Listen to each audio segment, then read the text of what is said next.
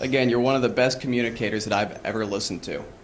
If I could be half as good at you, or at communicating as you are, I would be set. How can I teach myself to do that? Practice. You know, really, like, well, there's a couple of things. It helps to read a lot. It really helps to write. So if you want to make yourself articulate, which is a very good idea, then not only should you read, but you should write down what you think. And if you can do that a little bit every day, 15 minutes, maybe you could steal 15 minutes and do it every day.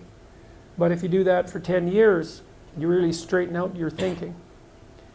If you're going to speak effectively, you have to know way more than you're talking about, you know. So this is often difficult for beginning lecturers at university because they'll do a lecture on a topic, but they only know as much as they're saying in the lecture. And they get kind of stuck to their notes because of it. But you want to know 10 times as much as you are saying in the lecture, and then you can specify a stepping path through it and elaborate with the other things that you know. But to do that, you have to do a lot of reading. But you also have to do a lot of reading because that's where the synthesizing comes. So that's on the input side. And then on the output side, well, there's some techniques, let's say, is like if you're speaking in front of a group, you are not delivering a talk to a group. That's not what you're doing. The talk isn't a packaged thing that you present to a group. There isn't a group. There's a bunch of individuals, and you talk to them. So when I talk to a group, I always talk to people one at a time. And that makes it easier too, because you know how to talk to a person. It's like, can you talk to 1,000 people? Well, probably not, because it's too intimidating. But there isn't 1,000 people there. There's 1,000 individuals. And so you just look at an individual and you say something, and you can tell if they're engaged. They look confused, or they look interested, or they look angry, or they look bored, or maybe they're asleep, in which case you look at someone else. And they give you feedback about how you're doing. And so one thing is to have something to say, yeah, but the next thing is pay attention to who you're talking to.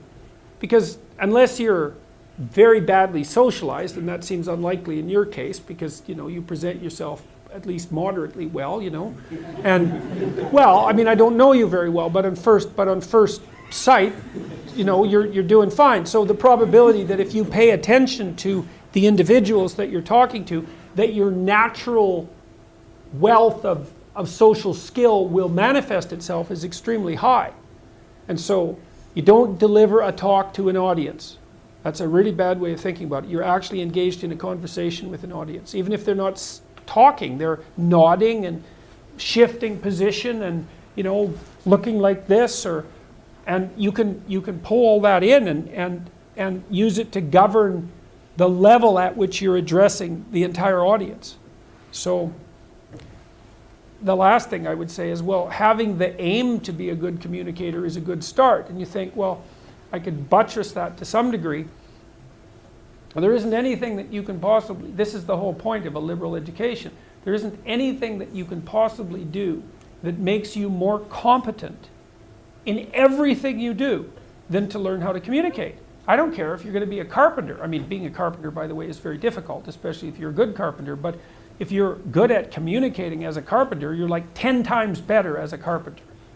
So, and this is something that the liberal arts colleges, I think, I don't know if they've forgotten it, but they don't do a very good job of marketing. It's like, well, what's the use of a bachelor's degree, a Bachelor of Arts? It's like, well, you can think, you can write, you can speak, you've read something. It's like, the economic value of that is incalculable. The people that I've watched in my life who've been spectacularly successful they have skills. Clearly, that's a minimum precondition. But they're also very, very good at articulating themselves. And so whenever they negotiate, they're successful. Well, that's kind of like the definition of success in life, right? You negotiate and it doesn't mean you win.